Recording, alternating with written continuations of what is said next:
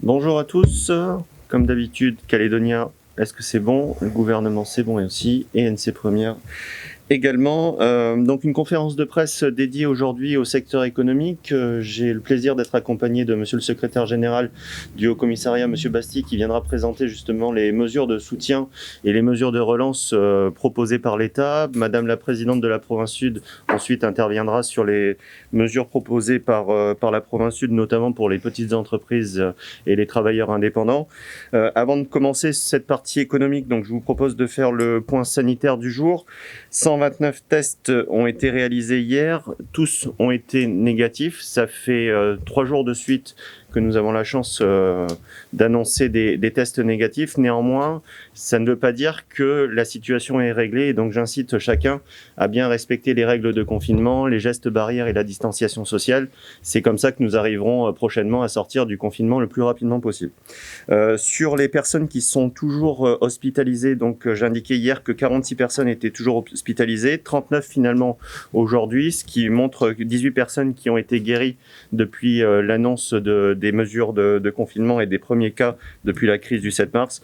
Donc il nous en reste aujourd'hui 39 personnes qui sont hospitalisées et une personne en réanimation, puisque j'ai annoncé hier que la deuxième personne était sortie du service de réanimation.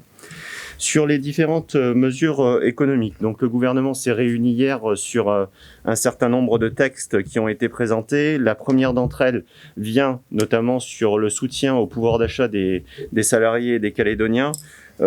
L'année dernière, nous avions mis en place un dispositif exceptionnel de chômage partiel qui a été prolongé dans le temps sur les secteurs durablement impactés, mais sur la période de confinement, le Congrès, sur une proposition de délibération, a souhaité qu'on puisse justement, pendant cette période de confinement, élargir à tous les secteurs d'activité touchés par le confinement les mesures de chômage partiel. Donc un arrêté est venu préciser ces modalités. Les formulaires sont disponibles sur le site de la DTE. Je le rappelle, ce chômage partiel va jusqu'à 70% du SMG à raison de 70% du dernier salaire brut à raison de 4,5 fois le SMG, ce qui est un soutien important au pouvoir d'achat des Calédoniens, ce qui nous a permis l'année dernière notamment de maintenir justement les salaires et de maintenir la consommation et donc de maintenir nos recettes fiscales. Toujours sur la question du pouvoir d'achat, nous avons souhaité prolonger d'1 an la mesure de prime exceptionnelle de 100 000 francs exonérée de toute charge sociale et de charges fiscales. Donc cette mesure sera prolongée d'1 an. Là, par contre, il faudra attendre un vote du Congrès pour que cette mesure soit pleinement effective. Cette mesure a été beaucoup utilisée, notamment l'année dernière pendant la période de confinement, pour les personnes qui étaient en maintien d'activité pendant cette période. Je pense aux caissières, je pense à d'autres activités qui étaient en front office pendant la période de confinement.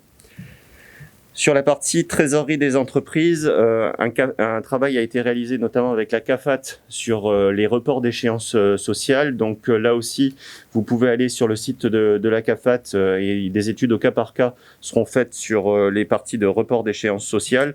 Une loi de pays a été adoptée hier sur l'exonération pour les secteurs durablement impactés des 2e, 3e et 4e trimestres d'exonération de charges patronales et du 3e et du 4e trimestre pour les travailleurs indépendants. Là aussi, c'est une mesure importante de soutien à la trésorerie des entreprises. Cette mesure, elle est financée toujours sur le prêt qui avait été réalisé par la Nouvelle-Calédonie auprès de l'AFD et qui a été garanti par l'État. Donc cette mesure est financée par ce dispositif. Dans les mesures de soutien à l'économie, 2 mesures également. Le vote du prêt à taux zéro pour soutenir le secteur du bâtiment et de l'accession au logement. C'était quelque chose qui était dans les tuyaux depuis pas mal de temps et qui a été adopté hier. Et une autre mesure, puisqu'on a eu des retours du monde économique sur le fait que les jeunes entreprises innovantes et les startups ne pouvaient pas bénéficier du PGE, contrairement à la métropole, puisque pour obtenir le PGE, le prêt garanti État, qui est un vrai apport de trésorerie pour les entreprises, il faut avoir un chiffre d'affaires. Et pour les startups et les startups calédoniennes en l'occurrence, parfois on n'a pas de chiffre d'affaires pendant une longue période, ce qui fait qu'on ne pouvait pas accéder à ce dispositif qui a permis la survie de nombreuses entreprises en Nouvelle-Calédonie. Donc il fallait un statut pour que ces entreprises puissent bénéficier du PGE, et donc nous avons voté ce statut de jeune entreprise innovante avec un certain nombre d'avantages fiscaux pour ces entreprises, pour justement qu'elles puissent avoir accès au PGE. Ce qui fait la parfaite transition avec les soutiens de l'État, et je vais laisser le secrétaire général du Haut-Commissariat présenter ces mesures. Merci Monsieur JS. Alors comme vous le savez tous, l'État a mis en place dès le début de la crise l'année dernière des mesures extrêmement fortes de soutien à l'activité économique pour faire face aux conséquences parfois dramatiques de la crise sanitaire à l'échelle nationale. Et de manière exceptionnelle, la plupart de ces mesures... Comment ? Il faut parler un peu plus fort. On m'entend pas, alors je parle plus fort. Et de manière exceptionnelle, la plupart de ces mesures ont été rendues applicables en Nouvelle-Calédonie, alors qu'on est là normalement dans un champ de compétences locales.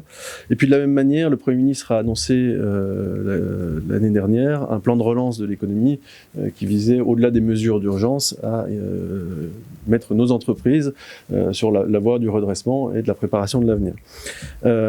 Tout ça s'inscrit bien sûr en complément de toutes les mesures existantes. Et je me permets de les rappeler, elles font partie du paysage, mais elles sont quand même des relais très forts pour l'activité économique. C'est toutes les mesures de défiscalisation et puis toutes les mesures qui relèvent des contrats de développement et qui permettent au quotidien et chaque année de donner énormément de travail aux entreprises calédoniennes.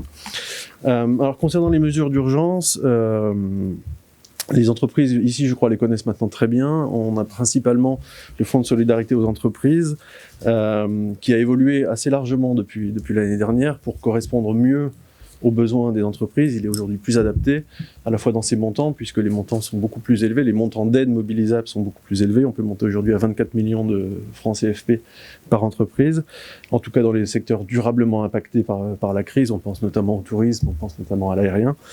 Et puis, le plafond du nombre de salariés a également été augmenté, puisque aujourd'hui, des entreprises jusqu'à 50 salariés peuvent bénéficier de ce dispositif.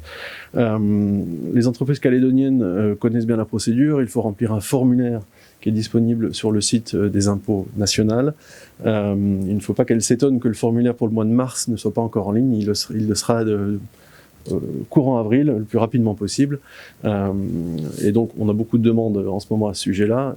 Il ne sert strictement à rien de remplir les formulaires actuellement en ligne sur le site du ministère. Il faut attendre encore quelques jours avant de donner les chiffres. Le PGE, vous l'avez mentionné, c'est un dispositif qui a rencontré un grand succès ici. Près de 22 milliards de francs CFP de prêts ont été accordés sur cette base-là. C'est un dispositif qui continue à tourner. Et là aussi, je crois que les entreprises connaissent maintenant très bien la procédure qui est opérée par la BPI pour le compte de l'État. Au-delà de ces mesures de soutien, je voudrais mettre l'accent sur quelques mesures du plan de relance qui sont peut-être un peu moins connues des entreprises, mais qui ont un réel impact, ou quelques dispositifs auxquels elles ont droit, mais qui, à nos yeux, sont encore trop peu mobilisés. Je le répète beaucoup ces derniers temps, nous avons un dispositif de fonds de soutien aux investissements industriels qui est particulièrement intéressant, puisque pour le coup, il s'agit de subventions pour les entreprises, jusqu'à 50% du montant total de l'investissement. C'est également un dispositif qui est opéré par la BPI pour le compte de l'État. L'instruction se fait dans les services du Haut-Commissariat. Et donc j'invite toutes les entreprises industrielles qui pourraient être intéressées pour se projeter dans l'avenir, pour investir sur les projets qu'elles pourraient avoir, à mobiliser ce dispositif qui s'avère très intéressant. Il y a également beaucoup de dispositifs proposés par l'ADEME dans le cadre de la transition écologique. Alors on est sur des dispositifs qui sont un peu plus pointus, évidemment avec des objectifs de développement durable très clairs, mais là également, toutes les informations sont disponibles sur le site de l'ADEME et dans la plupart des cas, les entreprises calédoniennes sont éligibles aux dispositifs proposés. Et puis, je voudrais rappeler que nous avons également une politique d'activité et de soutien au BTP à travers un certain nombre de projets d'investissement que nous conduisons. Nous avons 38 projets en cours de rénovation thermique des bâtiments de l'État en Nouvelle-Calédonie qui vont permettre de mettre près de 2 milliards de francs CFP en circulation dans les entreprises pour effectuer ces travaux au cours de l'année 2021. Nous allons bientôt annoncer aux communes concernées un dispositif équivalent pour les bâtiments communaux, pour la rénovation énergétique des bâtiments communaux. pour un peu plus de 200 millions de francs CFP. Et puis, nous aurons des crédits complémentaires au bénéfice des communes dans le cadre des contrats de développement. Donc, le plan de relance, c'est aussi des mesures concrètes qui permettent de donner de l'activité au quotidien. Et puis un dernier mot, si vous permettez, pour dire que tout ça, c'est évidemment en lien avec le gouvernement de la Calédonie, nous amène à relancer une idée que nous avons eue il y a quelques semaines, que le haut-commissaire de la République et le président Santa avaient validé, mais que malheureusement l'actualité nous n'a pas permis de mettre en œuvre tout de suite, qui était la mise en place d'un haut conseil de la commande publique, comme cela peut exister dans beaucoup de territoires, mais qui pourrait permettre une meilleure coordination de l'ensemble des dispositifs portés par les institutions locales, d'identifier au maximum les freins dans les dispositifs, et puis de donner de la visibilité aux acteurs économiques qui, dans la période, en ont évidemment besoin. Voilà, donc, en tout cas, le message est clair, l'État est pleinement mobilisé au soutien des entreprises et de l'activité en Nouvelle-Calédonie. Très bien, je vous remercie. On avait vu l'année dernière justement sur les petites entreprises et le fonds de solidarité qui avait permis d'injecter de mémoire à peu près 5 milliards dans l'économie en aide directe aux petites entreprises, et ça sera complété avec la province sud. On va passer à vos questions. Donc sur la partie Nouvelle-Calédonie-État avant de passer à la province. Nicolas Legrand, Radio Rythme Bleu. Dans ce confinement, on voit que beaucoup d'activités ont pu continuer. Est-ce que vous avez toutefois une idée du nombre de travailleurs calédoniens concernés par la mesure du chômage partiel? Et autre question, on sait que ça avait été l'un des points soulevés après la chute du gouvernement sur le chômage partiel. La CAFAT a-t-elle trouvé les moyens de financer ce chômage partiel? Sur le niveau de personnes, vous avez raison de le rappeler, l'année dernière, on avait eu un pic au moment du confinement, et cette année, on a finalement des entreprises qui se sont mieux organisées, qui ont mis en place des gestes barrières, de la distanciation sociale, qui a permis d'avoir une activité qui s'est davantage maintenue par rapport à l'année dernière. On était sur cette même période à environ entre 10 et 12 000 salariés de chômage partiel l'année dernière sur la période de confinement, pour un coût qui était environ d'1 milliard. 1,2 milliard pour être précis. On pense que ça va être moins. Donc oui, il faudra trouver des sources de financement. La première chose, ça sera d'élaborer un budget de la Nouvelle-Calédonie. Donc on espère que tout ça pourra se régler rapidement. Mais on a indiqué hier avec le haut-commissaire en séance du gouvernement qu'il faudrait avoir des discussions justement pour trouver des financements complémentaires pour assurer l'ensemble de ces mesures. Par contre, il y a une chose qui est sûre, c'est que nous avons réussi à maintenir, même à augmenter certaines de nos recettes fiscales l'année dernière, d'avoir des indicateurs sur l'emploi salarié dans le secteur privé l'année dernière, sur le 3e trimestre, qui ont augmenté, de maintenir l'investissement des collectivités, parce que nous avons mis en place ces types d'aides, et ce qui a évité l'effondrement de l'économie calédonienne. Donc je suis convaincu que ne pas mettre en place ce type de mesures, et notamment le soutien aux salaires, des salariés, sera davantage difficile pour eux si on ne le mettait pas en place. Mais à l'heure actuelle, on peut rassurer les travailleurs calédoniens, ils auront bien accès à ce chômage partiel complètement? Oui, bien sûr. Brice Baquier, pour les Nouvelles-Calédoniennes, combien d'entreprises ont déjà eu accès aux 2 mesures que vous avez présentées, le prêt garanti et du coup le fonds de solidarité? Alors le prêt garanti, c'est près de 1400 entreprises calédoniennes qui ont recours au prêt depuis mars l'année dernière, hein, donc sur une année. Comme je vous le disais, c'est un peu plus de 22 milliards de prêts qui ont pu être garantis par celui-là. Et pour ce qui concerne le fonds de solidarité, je regarde ma fiche, c'est 6400 entreprises qui ont bénéficié du fonds de solidarité depuis un an pour 2,5 milliards de francs CFP pour le coup de subventions directes. D'autres questions? Calédonien. Le micro peut-être?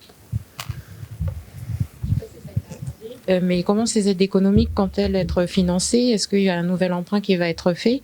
Et par rapport à l'emprunt de l'année dernière qui a été fait, est-ce qu'il a déjà été entièrement utilisé?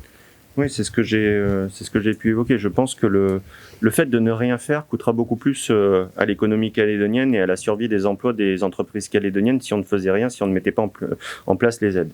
L'État finance ces dispositifs sur des fonds État. La province sud répondra sur le financement sur la partie province, même si il y a une dotation de la part des collectivités qui est importante. Sur la partie des exonérations de charges sociales qui sera mise en place pour pour les secteurs durablement impactés, on est sur une enveloppe de 2,3 milliards qui est financée justement sur la partie qui était prévue pour ça par le prêt qui a été réalisé l'année dernière. Mais par contre, pour accompagner les mesures économiques, soit il y aura des priorisations dans le budget qui sera fait justement pour aider le chômage partiel. Ça a été la volonté d'ailleurs des élus du Congrès de s'inscrire dans la durée sur ce dispositif de chômage partiel et de mettre en place des financements en face. Ensuite, le monde s'est endetté pour financer ces mesures de soutien à l'économie. C'est pas que la Nouvelle-Calédonie qui a fait ça. La France a pu le faire l'année dernière avec le quoi qu'il en coûte du président Macron pour soutenir justement l'économie française. Les autres pays ont eu recours également à l'emprunt pour financer leurs différentes mesures économiques. La Nouvelle-Calédonie également l'a fait l'année dernière. Il faudra se poser la question de le faire une nouvelle fois pour soutenir à la fois les emplois des salariés, les petites entreprises, parce qu'on voit le tissu économique et c'est pour ça que les mesures à la fois d'exonération de charges sociales ou de report de charges sociales pour les travailleurs indépendants et les mesures de l'État et de la province sont importantes puisqu'on a un tissu de l'économie calédonienne qui est constitué à 90% de toutes petites entreprises et il est important de les soutenir. Éric Dufour pour NC La Première. Je m'adresse plutôt à Monsieur Gallina pour l'État. Vous avez évoqué la mise en place d'un haut conseil de la commande publique. Est-ce que vous pouvez nous en expliquer un petit peu l'esprit ?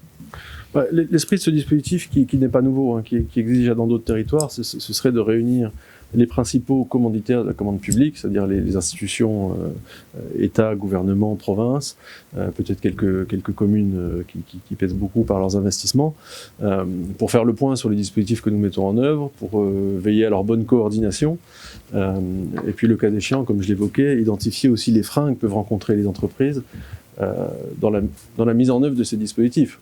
Au quotidien, évidemment, nous sommes saisis par des entreprises qui signalent que sur un site internet quelque chose ne marche pas, qu'un formulaire est trop complexe à remplir, des choses comme ça. Donc toutes ces procédures, tout ce dialogue finalement avec les entreprises, on peut imaginer le structurer. Le gouvernement a eu déjà des initiatives en ce sens. Ce serait finalement un pas de plus dans la structuration de ce dialogue et vraiment centré sur les aspects de commande publique et de marché public qui sont un facteur évidemment essentiel d'activité dans le territoire. Ouais, c'est vraiment un dossier qu'on travaille en lien avec l'État et avec les provinces, puisqu'on voit qu'un certain nombre de chantiers peuvent parfois être bloqués par des contraintes administratives liées à la multiplicité des compétences en Nouvelle-Calédonie.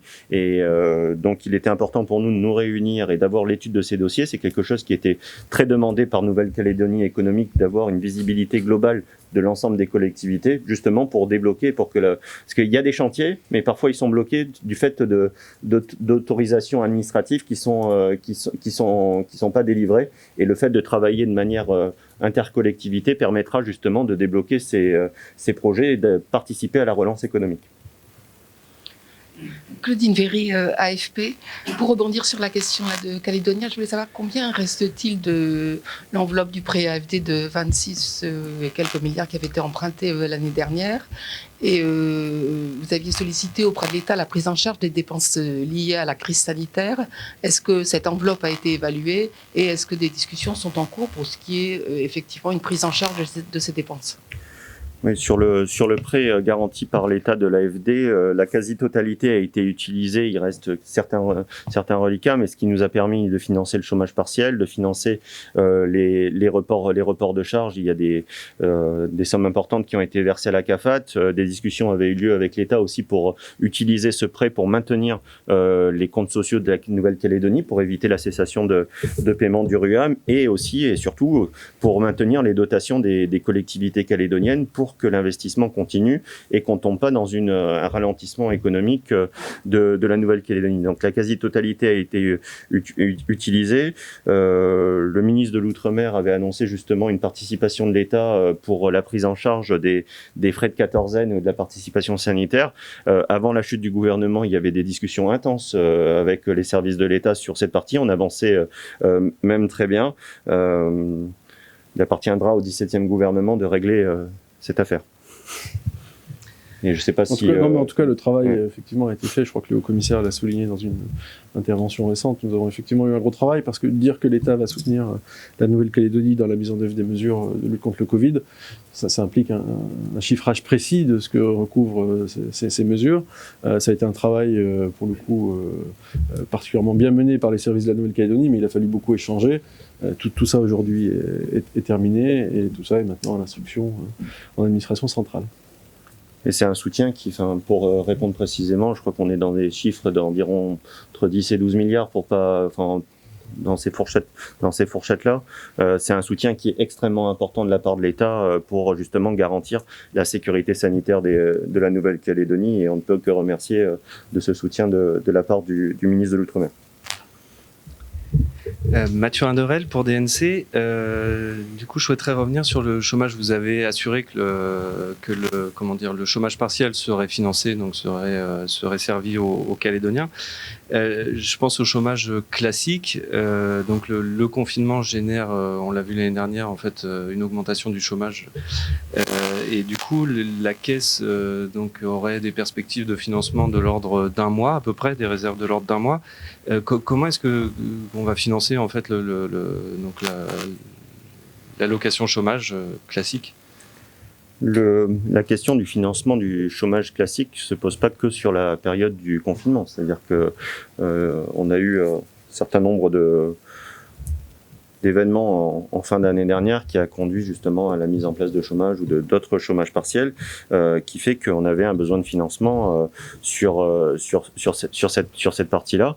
Ce que j'indiquais tout à l'heure, le fait de recourir à un nouvel emprunt devra se poser. C'est-à-dire que aujourd'hui, il y aura une priorisation et il n'appartient pas à un gouvernement en affaires courantes de prioriser dans un budget les dépenses. Un gouvernement de plein exercice devra prioriser ces éléments-là.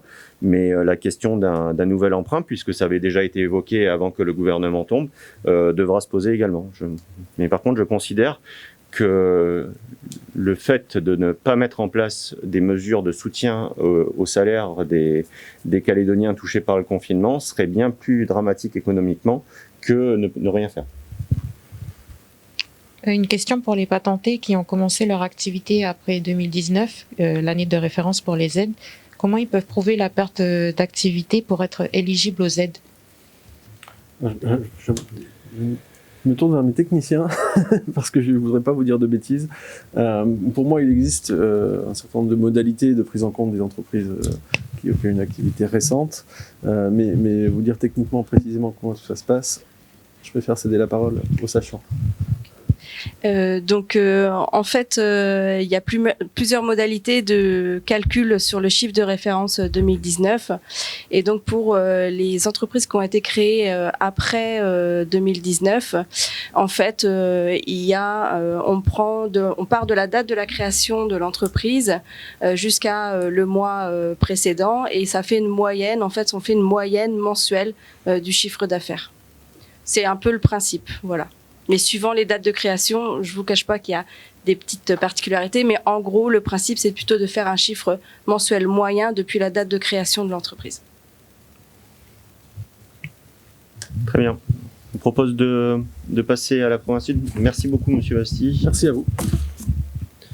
Bonjour, donc merci d'abord au gouvernement d'organiser ce point presse conjoint, parce qu'effectivement, tous les travaux en matière d'aide économique sont faits conjointement entre le gouvernement de la Nouvelle-Calédonie, l'État et les provinces. Donc le rôle de la province dans les aides économiques, c'est surtout d'aider les plus petites entreprises, puisqu'en fait on s'attaque, nous, aux aides économiques pour les entreprises dont l'effectif est inférieur à 10 salariés, avec deux dispositifs. Un dispositif pour les entreprises qui ont 2 salariés ou moins, qui est une aide forfaitaire. C'est d'ailleurs ce qui a constitué la plus grosse masse des aides qui ont été accordées l'année dernière.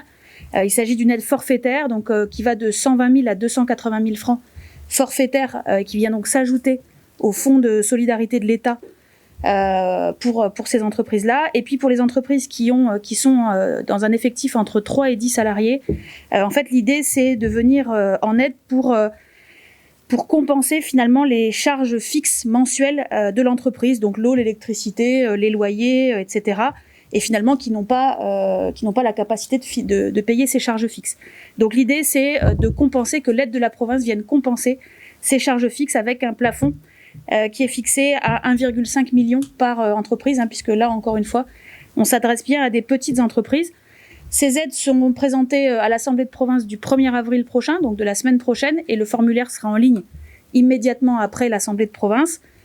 Pour rappel, lors du confinement de l'année dernière, 4 541 entreprises ont été soutenues pour un montant total de 906 millions pour la province, avec 86% de ces entreprises qui étaient des entreprises de moins de 3 personnes. Voilà pour moi. Je ne sais pas si vous avez des questions. On va passer aux questions sur la partie provinciale. Nicolas Legrand, Radio Rythme Bleu, on voit là les aides pour la province sud. J'ai juste envie de dire, quid de la province nord et de la province des îles? Est-ce que des aides aussi sont prévues dans ces deux provinces? Oui, on a l'occasion d'échanger avec les représentants de ces deux provinces tous les soirs en cellule de crise. Ils sont invités également à participer quand leur plan sera prêt. Donc quand les dispositifs de la province nord et de la province des îles, ils pourront venir également le présenter. Mathieu Anderel pour DNC. L'année dernière, il y a des dispositifs spécifiques qui ont été adoptés pour les femmes de ménage notamment. Est-ce que ces dispositifs vont être reconduits cette année? Alors en fait, on est en train d'y travailler parce que la situation est un petit peu différente de celle de l'année dernière, puisque en fait, dans le confinement de l'année dernière, la très grande majorité des femmes de ménage n'allaient pas sur leur lieu de travail. Là, elles ont le droit de travailler. Donc en fait, la situation, c'est plutôt un choix de l'employeur de les faire travailler ou non. Et donc l'idée, c'est qu'on puisse avoir un petit état des lieux à la fin du confinement de la situation des gens de maison, globalement, de savoir quelle est la proportion qui a réellement pu travailler, pas travailler, de manière à ce qu'on puisse adapter notre dispositif d'aide à la situation réelle de ces personnes. Et dans le dispositif de chômage partiel que nous avons voté hier, les femmes de ménage rentrent dans ce dispositif également. Plus de questions? Très bien. D'autres questions sur d'autres sujets que l'économie? Peut-être libérer la présidente de la province sud. Merci beaucoup. Merci. Non, pas d'autres questions? Ah, si. Nicolas Legrand, Radio Rythme Bleu, ça a un peu attrait à l'économie. Les soldes ont été perturbés par cette période de confinement. Est-ce qu'il y aura un prolongement des soldes? Oui, il y aura certainement un prolongement des soldes à l'issue de la période de confinement. Et ça me permet de rappeler une chose, c'est qu'on a présenté les différentes mesures intercollectivités, d'ailleurs que vous pourrez retrouver sur les sites de l'État, sur les sites de la province sud, l'ensemble sur le site du gouvernement et sur la plateforme Sésame qui a été lancée et dont l'État et la province sud sont partenaires pour simplifier l'accès aux différentes aides économiques. Le meilleur moyen de relance économique, c'est la reprise d'activité. Et ça, tous les jours, on travaille à ça justement sur la mise en place d'une cette période de confinement extrêmement stricte qui fait que celle-ci soit le plus court possible et qu'on puisse avoir une reprise d'activité le plus rapidement possible. Claudine Véry, AFP, est-ce que vous avez des nouvelles des investigations menées à Wallis et Futuna? J'ai évoqué hier les chiffres qui avaient sensiblement évolué d'un jour à l'autre, qui étaient passés la semaine dernière de 76% à 85% pour les vols du 10 février, c'est les chiffres d'hier. Les services sanitaires estiment plus une contamination sur le vol du 20 février. Nous étions à 93% hier, mais sans un certain nombre de tests. Donc on est au-dessus de la barre des 93%. Qui a été annoncé hier. Non, je parlais des investigations menées dans le cadre de l'introduction du virus, la fameuse enquête des autorités sanitaires et administratives. Pardon, je croyais que vous parliez de l'investigation sur les personnes qui étaient arrivées sur les vols de Wallis et Futuna. Non, je n'avais pas de réponse là-dessus. Il faut interroger les autorités sanitaires et administratives de Wallis et Futuna. Mathieu Anderel pour DNC, est-ce que vous pourriez juste confirmer qu'il y ait 3 malades de Wallis et Futuna qui auraient été évacués en Nouvelle-Calédonie? Il y avait bien 3 malades qui étaient prévus d'être évacués en Nouvelle-Calédonie, mais 2 ont été évacués en Nouvelle-Calédonie puisque la 3e personne, malheureusement, qui devait être évacuée est décédée et c'est fait partie des 2e décès à Wallis et Futuna. Est-ce que des dépistages sont faits hors personnes pathogenes et hors personnes contact pour s'assurer que le virus ne circule pas en Nouvelle-Calédonie et si ces personnes présentent des symptômes?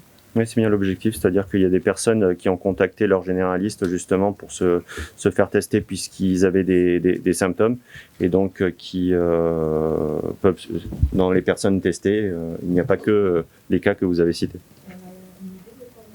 Non, je sais pas. Nicolas Legrand, Radio Rythme Bleu. Il y a eu un report pour la déclaration des impôts en papier. Est-ce qu'il y aura un report aussi pour le paiement du premier tiers? À ce stade, non.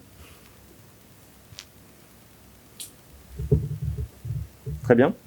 On se donne rendez-vous demain. Je vous remercie. Encore merci aux représentants de l'État et à la présidente de la province Sud. Et on se donne rendez-vous demain.